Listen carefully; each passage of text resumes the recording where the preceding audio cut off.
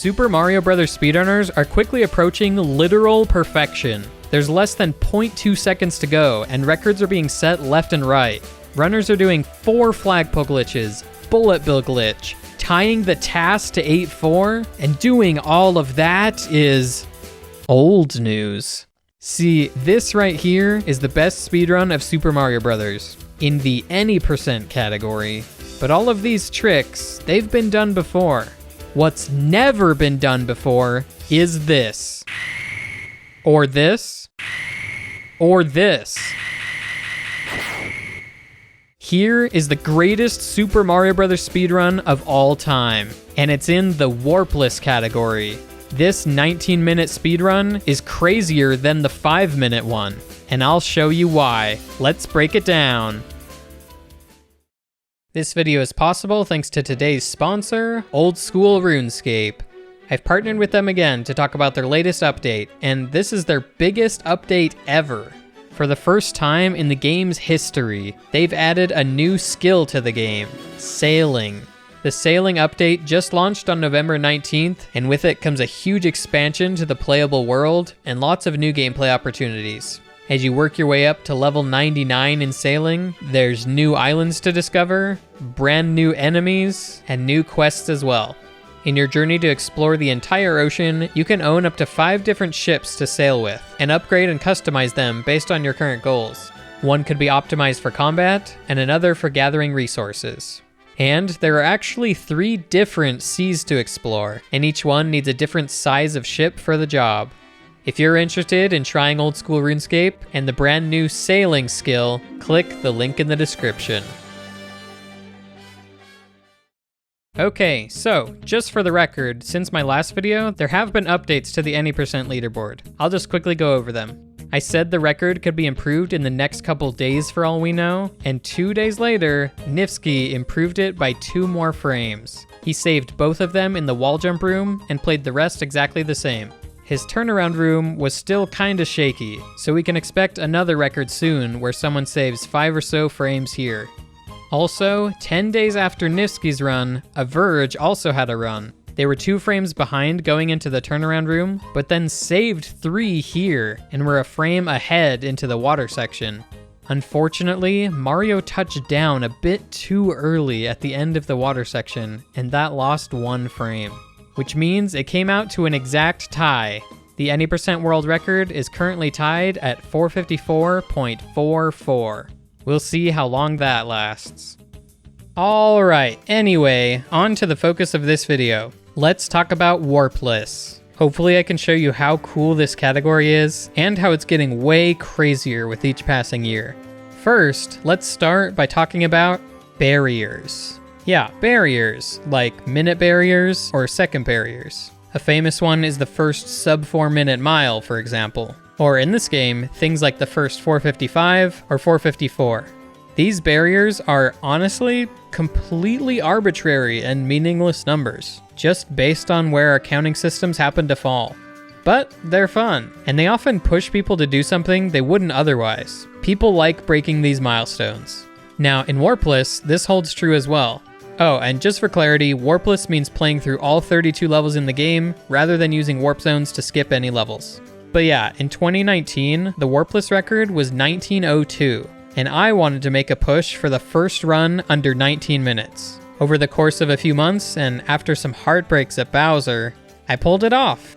Again, it's kind of funny that breaking this minute barrier feels like a huge deal, like the first ever 1859.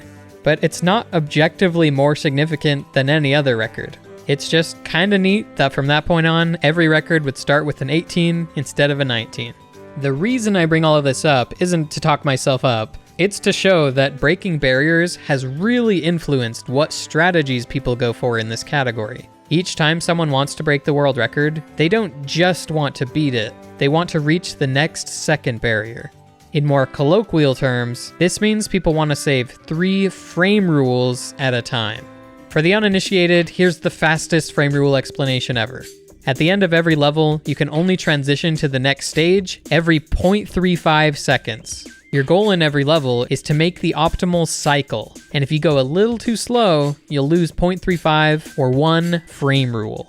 This also means that each new strategy you incorporate will typically save 0.35 seconds. So if you want to break a new second barrier, you would typically need to do 3 new tricks because they save about 1/3 of a second each.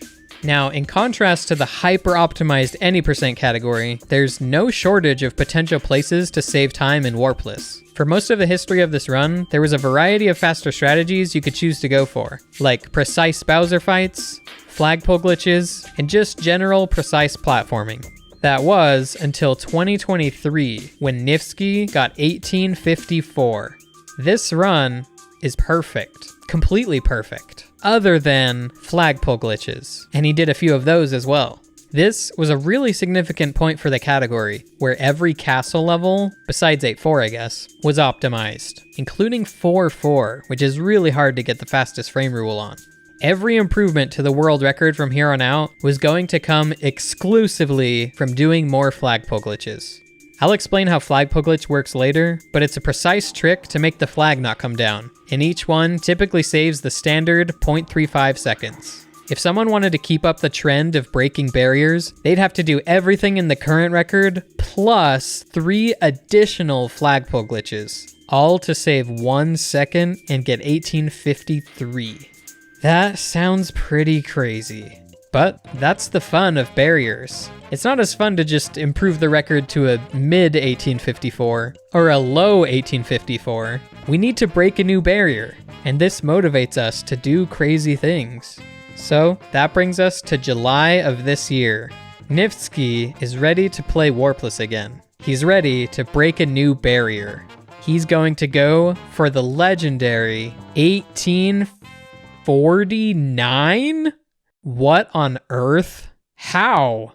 Breaking a second barrier isn't enough for Nifsky this time. He wants to break the next 10-second barrier and push the record into the 1840s. His goal isn't to do the best Warpless speedrun of all time, it's to do the best Super Mario Bros. Speedrun of all time.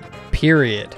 In late July, he officially started attempts, and in early August, on his 7th attempt session, he made history. How did he save so much time over an already very optimized record? I'll break it all down now. Here we go.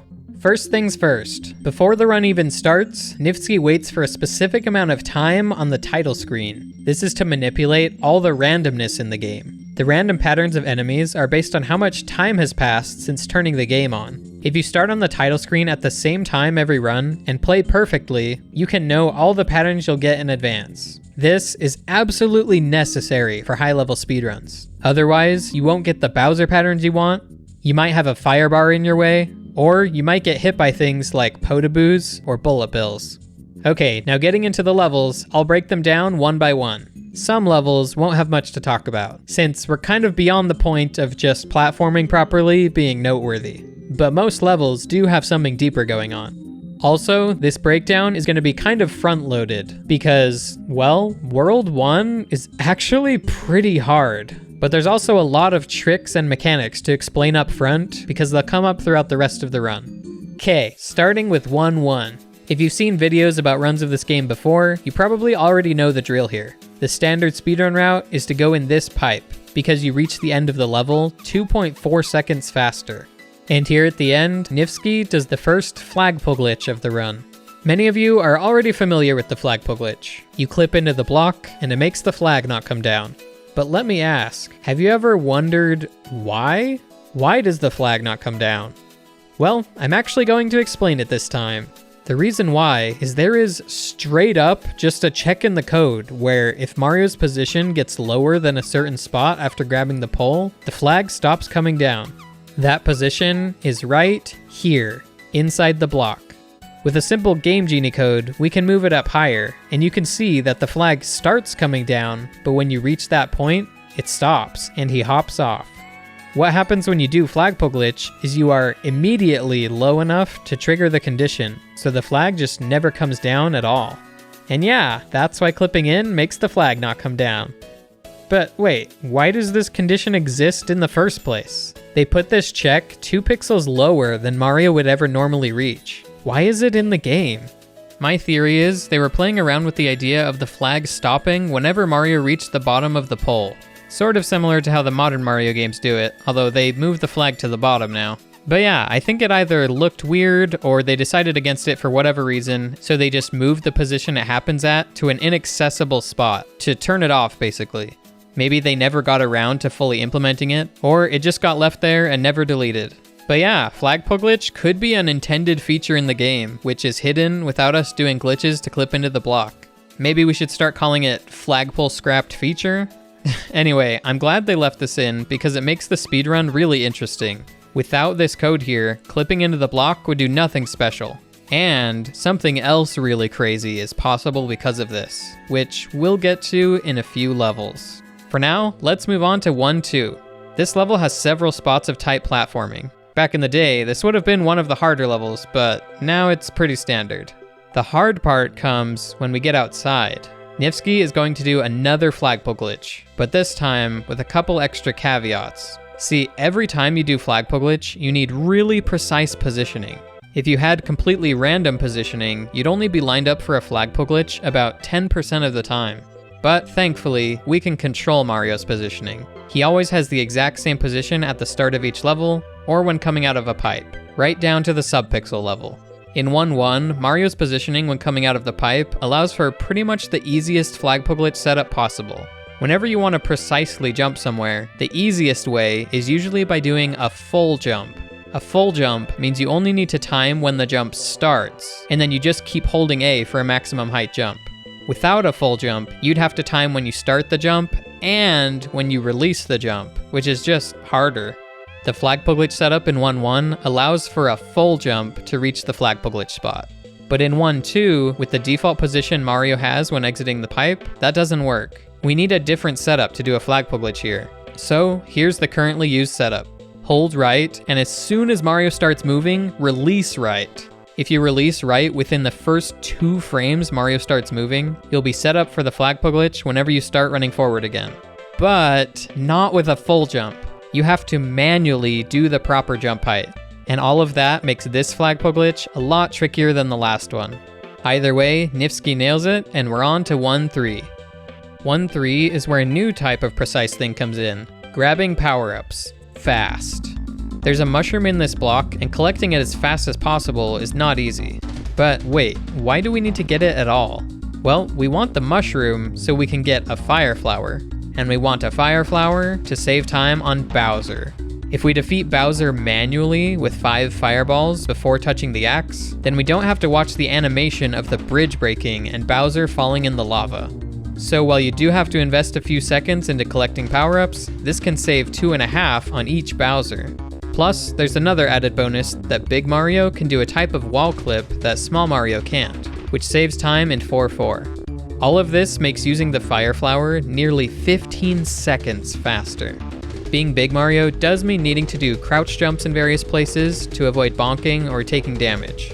But you're able to clear piranha plants and other enemies out of the way, so really, fire flower is both easier and faster. Anyway, let's look at how Nifsky gets the mushroom. It looks like he clips through the side of the block. Here, we're exploiting wall mechanics. If you jump into the edge of a block, it'll push you away. But if you're already moving away from it, it won't push you. This lets you go through the side of it and grab the mushroom as it's coming out. It's a tight squeeze between this platform and the block, and grabbing the mushroom as fast as possible is tough to do consistently. A lot of runs end up resetting here. But this run, of course, did not, and we move on. At the end, Nifsky actually doesn't do a Flagpole Glitch. Why? This is a question I get asked a lot during speedruns. Why no Flagpole Glitch? Well, because it's hard. Like, guys, we are popping off that runners are doing 4 of them in the Any% world record. We can't be amazed at that, and then also be confused why someone isn't doing it on every flagpole in other categories. I mean, I guess I don't know, maybe someday someone will do it on all 24 flagpoles in Warpless, but for now, this run is already ahead of its time. You'll see what I mean soon. Let's move on to 1-4. Here, Nifsky gets the fire flower. Outside of just another quick power-up grab, this part is a lot harder than it looks. You can't just hold right, or Mario will turn around after powering up and you'll lose speed. So you need to time holding right just after the animation finishes. Your jump height is also important. Jump too high and you'll fall in the lava. Jump too low and you won't build up enough speed before reaching the edge. And when you do get everything just right, you usually have 1, maybe 2 frames to jump without falling in the lava. These are the kind of intricate moments we don't get much in the any percent category. I really like that Warpless requires you to use more of the tool belt. Speaking of which, here comes the first Bowser fight. Each one of these is an intricate dance. We need to hit Bowser with 5 shots. At lower levels, you'll see people just kind of jump into these platforms and shoot him 5 times and move on. But at the top level, we need some precise stuff to beat him as fast as possible. We can only have 2 fireballs out at a time, so fast fights usually take one of 2 forms. The one we'll see here goes like this: 2 shots on the way in, 2 more as you approach Bowser, and 1 final shot right next to him. Each one of these can be easy to miss, and it takes a lot of work to get each of these Bowser fights down. Alright, that's World 1, just 7 more to go. Okay, 2-1. Here is where you're going to see what makes this run what it is. Let me just let this part play out. That's it. I swear. This is... What? Alright, what was all of that? He clips in a pipe, clips in the floor, and then this happens? This is a special type of flagpole glitch, which we call full flagpole glitch. Let me explain how and why it works. Brace yourself for a dissertation on this one. After Mario touches a flagpole, there's 3 phases that play out. The flag comes down, Mario walks to the castle, and the timer counts down. Normal flagpole glitch cuts phase 1 short. The game says, if Mario's position is lower than a certain value, stop what you're doing and move on to the next step. The next part of the sequence is Mario walks forward until he hits a solid block.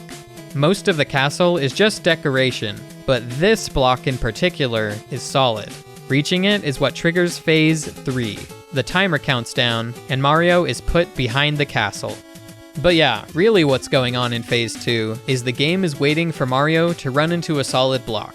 It's supposed to always be this one, but it could be any one. It could even be this one.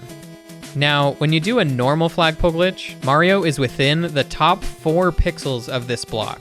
If you land anywhere in the top 4 pixels of a block, it snaps you up onto the block. If you can grab the flagpole lower than the top 4 pixels, then Mario doesn't get snapped up top. He's instead still inside the block. The block's wall physics start interacting with him and push him out to the left. But yeah, at this moment, he's running into a solid block. And that means phase 2 is complete. The timer countdown is triggered and Mario is put behind the scenery. To summarize, regular flagpole glitch grabs the flag low enough to trigger the special condition, which skips phase 1.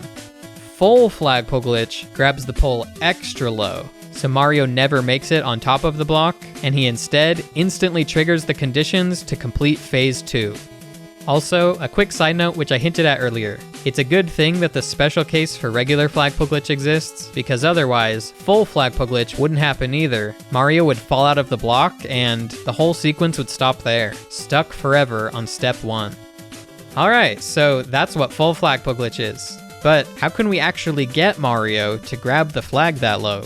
Obviously, we saw that here from Nifsky. He clipped into the floor.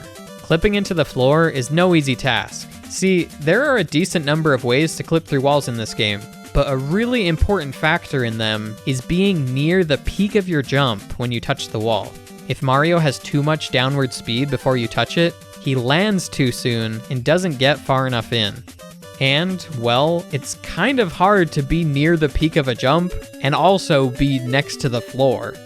One thing we can do instead, though, is bounce off of an enemy. That makes a floor clip possible. But that also means juggling a lot of things. It means we need Mario and an enemy in the right spot, at the right time, with precise positioning, and then precise inputs to clip into the wall on top of that. And that really sums up the current state of speedrunning this game. The tricks in this game aren't just like, hey, do this frame perfect trick. They're more like, do some frame perfect tricks just so you can be set up to do the frame perfect trick. This 2-1 full flagpole glitch is a perfect example of that. So here's the full trick. First, we start way back here. Nifsky runs off this ledge and holds down plus right midair. You're going to hear down plus right a lot in this video. It's one of the most common tools we have for precise positioning setups. Holding down and right will slow Mario down while he's on the ground, but not in the air. So you can hold down plus right to slow down a bit on the ground, then jump, and now you've modified Mario's position a bit. So yeah, Nifsky holds down plus right and has a 2-frame window to jump and have good positioning. At least for what comes next. He jumps here at these coin blocks and holds down plus right again. A frame perfect jump here makes Mario slow down the correct amount before running off the edge. And now, Mario is set up for the next part of the setup, clipping into this little pipe. The whole purpose of clipping into this pipe is, you can see it scrolls Mario forward without the screen moving. The ultimate goal is to get Mario farther forward on the screen so he can reach this Koopa before it falls in the pit. Once he's inside the pipe, he turns around and does a frame perfect jump out of the pipe. And this jump has to be exactly 2 frames long.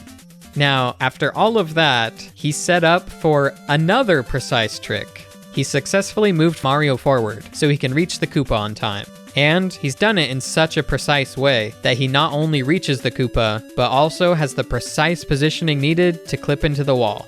For the clip itself, he does a frame perfect jump to the Koopa, briefly taps left to clip in, and the frame he releases left is frame perfect. And finally, he does a few more jumps to clip the rest of the way in. Alright, he's in the ground. Mission complete. Except it's not. Now that he's in the ground, he can do the actual final precise trick of the level, the full flagpole glitch. In order to jump low enough to get the full flagpole glitch, you need the smallest jump possible. Mario jumps lower at walking speed than he does at running speed. So the smallest jump possible means a walking speed 1 frame jump. As in only pressing the jump button for 1 single frame and releasing it the next frame. Nifsky releases the B button a bit before reaching this point, so Mario slows down to walking speed. And then he times a frame perfect 1 frame jump to the pole. And that's it. That's the trick. More like, those are the 5 different tricks Nifsky did to do a full flagpole glitch here. He had to spend some time to get into the floor, but this skips the flag coming down and the walk to the castle. I could go even further into the details, like why you push left to clip in, why the left release has to be frame perfect, more details of how Nifsky gets precise positioning when jumping out of the pipe, and more. But I've been going forever on this. For now, let's just take a look at Nifsky's splits, so you can see the huge payoff from this trick. He saved 1.4 seconds on this stage alone. And that was actually comparing against the previous record, which did flagpole glitch in this level. Plus, most regular flagpole glitches save 1 frame rule, but there are a few special cases where flagpole glitch can save 2 frame rules. I'll elaborate more on that later, but that's the case in 2-1. So yeah, this actually saved 2.1 seconds over playing the stage normally. This is the first time this trick has been done in a world record run, and you can probably understand why. There's so many steps to get right. This kind of thing is why there's still so much more time possible to save in this category. Even though Nifsky's 1854 had perfect castle stages, there's still a lot of flagpole glitches to add in. And while many of them involve clipping into the floor, there are actually more situations which make full flagpole glitch possible. There are 5 ways to do it, in fact. The first is, of course, clipping into the floor, like we've been talking about. This was the first time it's been done in 2-1, but it's actually been done in other categories before. It's done in the Minus World ending speedrun by bouncing off a Cheep Cheep. And more recently, it's been used in the Lost Levels, by using the wind to push us into the wall. Plus, 1-1 of that game has a way to clip into the floor, which has been done in a run, but hasn't quite made it into a full world record run yet. Alright, the second method of full flagpole glitch is one you've probably seen before, bouncing off of an enemy next to the flagpole. This is how the infamous bullet bill glitch in 8-2 works. It specifically has to be a short enemy. Some enemies are too tall, and you can't be low enough to the ground when you bounce off of them. The third way full flagpole glitch is possible is by being underwater. This is a rarer one, but it's again done in minus world ending, because -1 is a swimming level. And it's also done in World 9 of the Lost Levels, with its bizarre underwater stages. The fourth way to full Flagpole glitch is exclusive to the PAL version. They tweaked the physics in this version, and with extremely precise inputs, it's possible to grab the flag low enough on every flagpole. Finally, to finish off our list, I'll give an honorable mention to this. If Mario is all the way to the right side of the screen, he can wrap around to the left side and instantly run into a block and trigger the countdown. Not quite what we'd normally call a full Flagpole glitch, but worth mentioning. And finally, the fifth type of full Flagpole glitch, well, stay tuned. Whew, moving on to 2-2. After all that craziness in 2-1, we have a nice, serene water level. Water levels often get a bad rap, but I think in this speedrun, they're really interesting. They have the widest variety of random patterns and can keep you on your toes. However, as I mentioned before, in high-level runs, you already know what patterns you're going to get, so that aspect isn't too interesting here. In a run this high level though, there's something else interesting going on. See, Nifsky is going to do a Flagpole glitch again here, and this one is exactly the same as 1-2. Like, this is literally the exact same screen as when you come out of the pipe in 1-2. But this time, it's a lot harder to save a frame rule with it. A lot of the time, you'll end up missing the frame rule cycle by just a frame or two, and that's where a really cool technique comes in. We can use the whirlpools to our advantage. When you swim over pits in the water stages, there's a whirlpool that pulls you down, and it actually pulls you towards the center as well. So while you're to the left of the center, it pulls you forward, and once you pass the center, it starts pulling you backward. With precise positioning, you can maximize the amount of time that the whirlpool pulls you forward and minimize the time it spends pulling you backward. Nifsky gets the proper positioning for this by swimming onto this coral at the start and holding down plus right, and then swimming again in a 2-frame window. Having this optimized whirlpool positioning ends up saving 3 frames over the course of the level, and that makes it much easier to save the frame rule with Flagpole glitch here. Alright, on to 2-3. This one's kind of similar to the last level, where it has lots of random patterns, but Nifsky already knows what he's going to get. For the record, you don't really need to know these ones in advance. Like, you can deal with anything that could possibly come up, but it is still nice to know in advance. At the end, Nifsky does another Flagpole glitch. He's now done as many as the any% world record, and is 2.5 seconds ahead of the warpless record. But despite that, we are just getting started. 2-4 is another castle level. Future castle levels will have a lot of fire bars and Podoboos to deal with, but this one is still pretty tame. The Bowser fight at the end, though, is tough. Compared to the 1-4 Bowser arena, there's a bunch of blocks in the way. It's much more crowded, and we can't jump up to get extra shots on the way toward Bowser. How are we going to hit him with 5 fireballs quickly? Wait, what? Nifsky only hit him 4 times there. Why did he die? Bowser actually has 2 hitboxes, one at his head and one on his body. A well-placed fireball can hit both hitboxes at the same time and deal double damage. So, while Bowser normally takes 5 shots to defeat, you can technically do it in 3.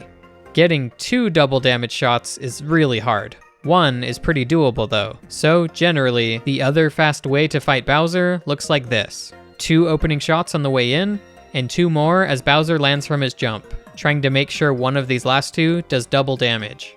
This is also a good example of why it's really important to control what patterns you get in the run. Bowser can do 3 different types of jumps: forward, backward, or backward and change direction mid-air. Depending on what the Bowser arena looks like, you really want certain patterns. Nifsky wouldn't be able to do this same strategy if Bowser jumped a different direction. Alright, we're done with World 2 and on to World 3. 3-1 is going to be another big one. If we look closely, we'll see these numbers next to each level on Nifsky's timer. These show how often he has made it to each level that day. He's actually having an incredible attempt session so far. Every run that has made it to World 2 has gotten the crazy 2-1 full Flagpole glitch strategy, plus everything else in World 2. But as you can see, this level is tough to get past. Here we go.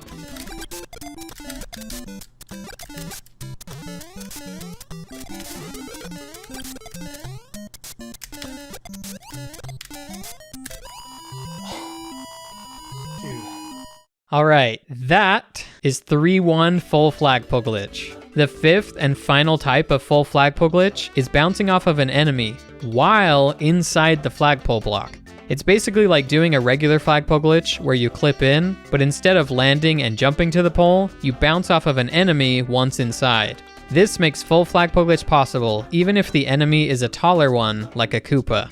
And it is so cool that you can kick a Koopa shell to the pole and then bounce off of it for this. So, what all goes into making this work in 3-1? First, he needs to push Mario further towards the right side of the screen again, so he can stomp this Koopa before it walks off the step. He does a frame-perfect jump here and holds down plus right. That sets Mario's positioning up so he can clip into this pipe. This clip requires a frame-perfect jump that lasts exactly 5 frames. He also needs a precise left press to clip in, and then another one to turn around once inside. Once he falls out the other side, he's fully set up for the ending sequence. What he needs now is a frame-perfect jump off this step to stomp the Koopa. Then, an exactly 5-frame jump the frame he lands. And finally, another double frame-perfect jump to the pole, and a 2-frame window to hold left to clip in. That's it, just do all of that. I'm saying frame perfect so much, we're probably getting desensitized to it. But each time I say it, there is genuinely only a 60th of a second window to do the input. A lot of frame perfects aren't too bad for top runners at this point. Like needing to jump on an exact frame is really not a scary requirement. But the hard thing about tricks like this is when they require holding A for a specific number of frames. If you just need to press A for one single frame, that's not so bad. You can just flick the button really fast. Or even 2 or 3 frame jumps. We're pretty used to those at this point. But some of these tricks now, they have weird requirements, like an exactly 5-frame jump or whatever. That's so awkward to do consistently. Anyway, Nifsky pulled off this trick, and that's his second full flagpole glitch of the run. Yet another one that hasn't been in a record before. I also love that the Koopa walks away at the end. But yeah, he is now 3.8 seconds ahead. Such a crazy amount. But still not enough yet for his goal. Okay, on to 3-2. This level is a nice break. Nothing crazy going on here. For the first time in a while, he doesn't do a flagpole glitch. That break from precise tricks doesn't last long though, because in 3-3, it's time for another flagpole glitch. This level is actually one of those special cases where flagpole glitch saves 2 frame rules, or 0.7 seconds, instead of 0.35 seconds. Let me explain why that is. First, let's talk about how many frames flagpole glitch saves. How many frames faster does it actually get Mario to the castle? If flagpole glitch saves fewer than 21 frames, then sometimes it wouldn't save a frame rule at all. And if it saves more than 21 frames, sometimes it could save 2 frame rules. So, how many frames does it save? 21. What are the chances of that? At least, that's what it usually saves. There are some edge cases where it can save a bit less or more. One of them is when you would get fireworks unless you slow down. Finishing a level with a time that ends in 1, 3, or 6 makes 1, 3, or 6 fireworks go off. For example, finishing with 246 in 2-1 will make 6 fireworks go off. Clipping in for flagpole glitch takes several extra frames, so on stages where you need to slow down some to avoid fireworks anyway, flagpole glitch can save more time than usual, and that means it can save 2 frame rules sometimes. This was the case for 2-1 in the previous world record.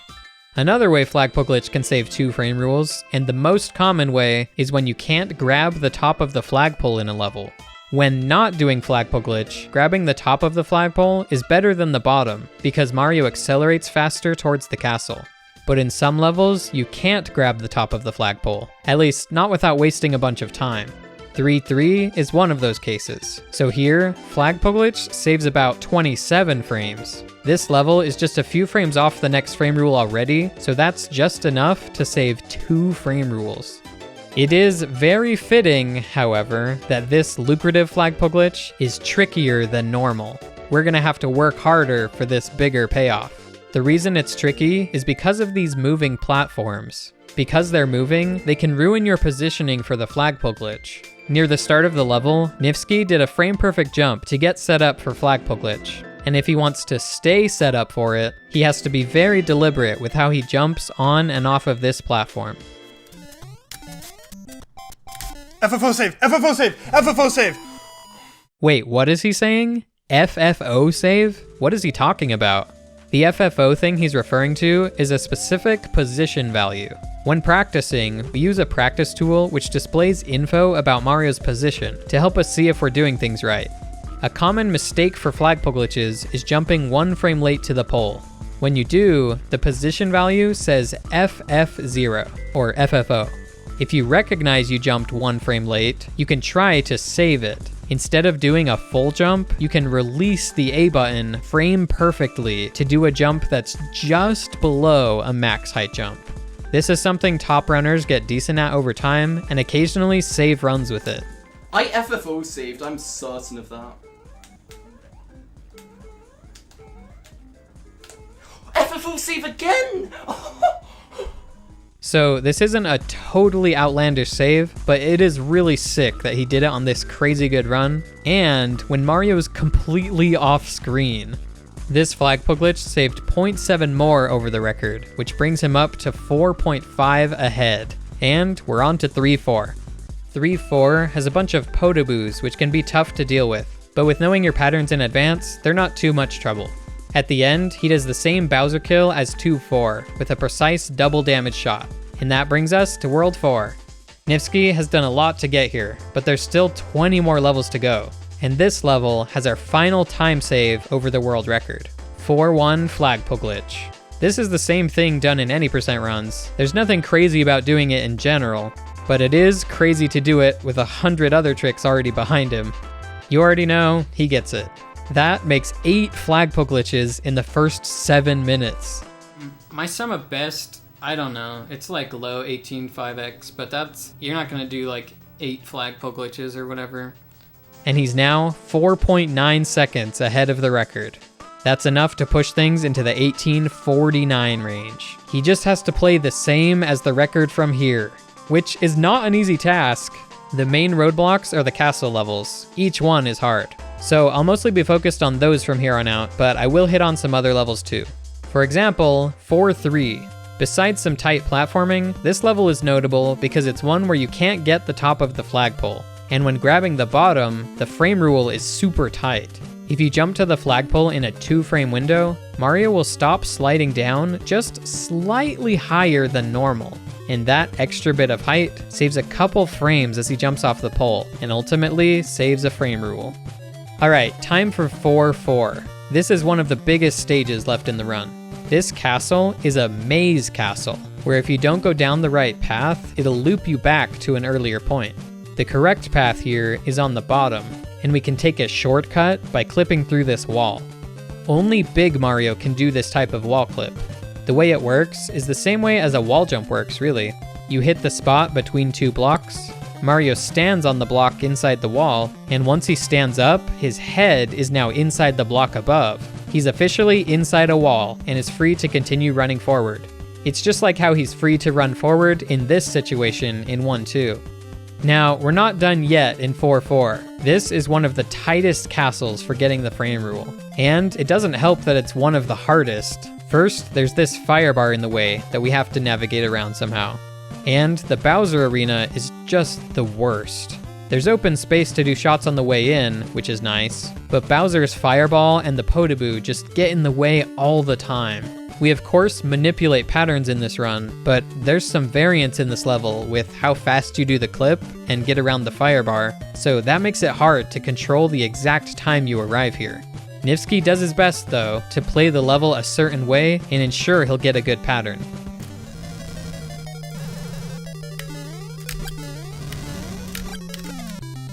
No, no, no. It's over. That looked really good, but Nifsky doesn't seem happy about it. What went wrong? He looks in the top right corner and sees that he finished with a 352. 352 is too slow. He's going to lose time here. No! I got bailed! Oh, I got bailed out by a 20% chance. 20% chance of luck to save me. Oh, I guess he didn't lose time? What's this 20% chance he's talking about? So he's actually talking about Mario's walk over to Toad. The amount of time this little ending sequence takes depends on Mario's exact positioning.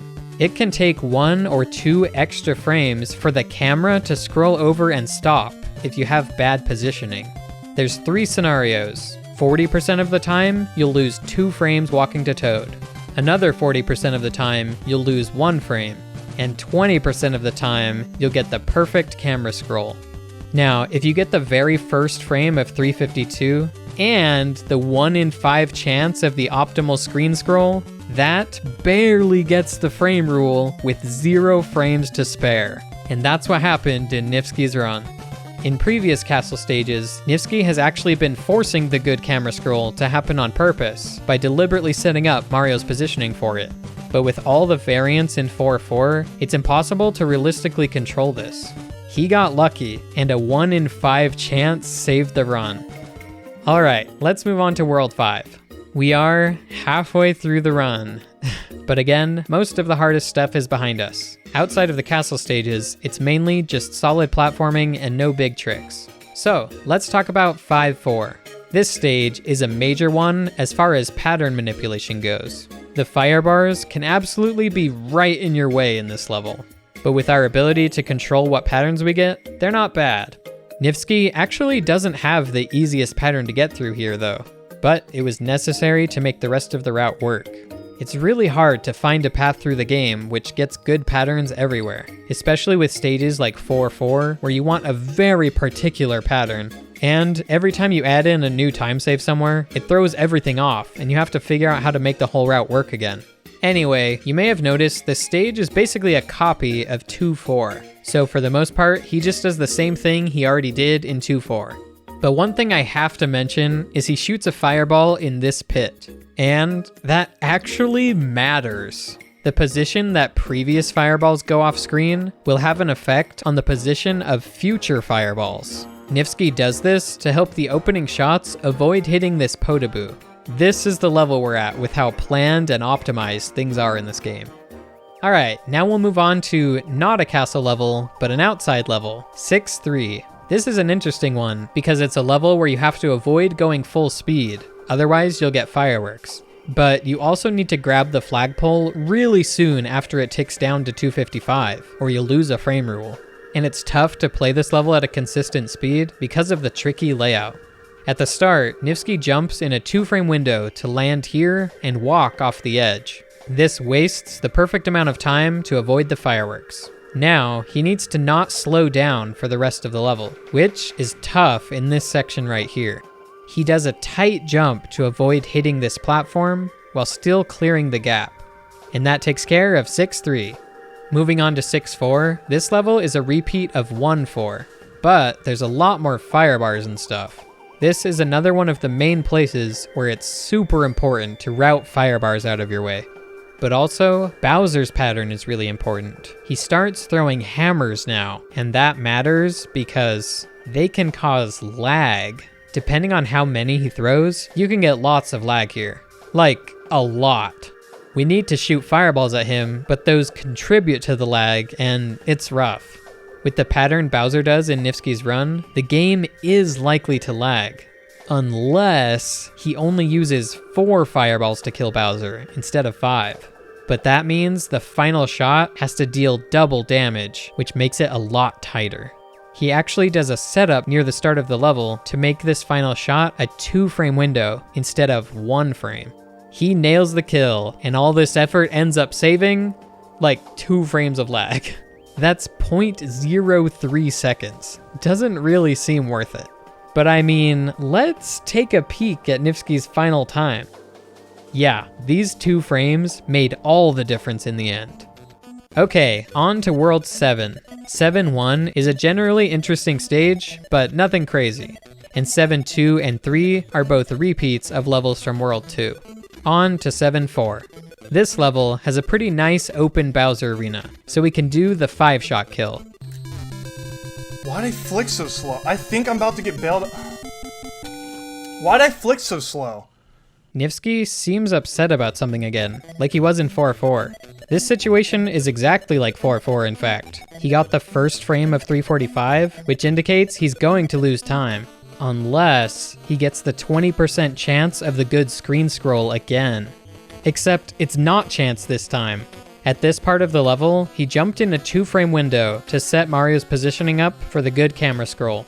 And it's a good thing he did, because otherwise he would have lost a frame rule and been off track for his goal of 1849. Whew, we're on to the final world. 8-1 is hard as Small Mario, but with fireballs, it's not bad.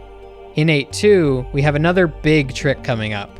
Here, let's look at the thumbnail for Nifsky's world record video for a second. The thumbnail says 6 flagpole glitches and 2 full flagpole glitches. But this is actually underselling it. This run has 6 flagpole glitches and 3 full flagpole glitches because Nifsky is about to do the classic bullet bill glitch.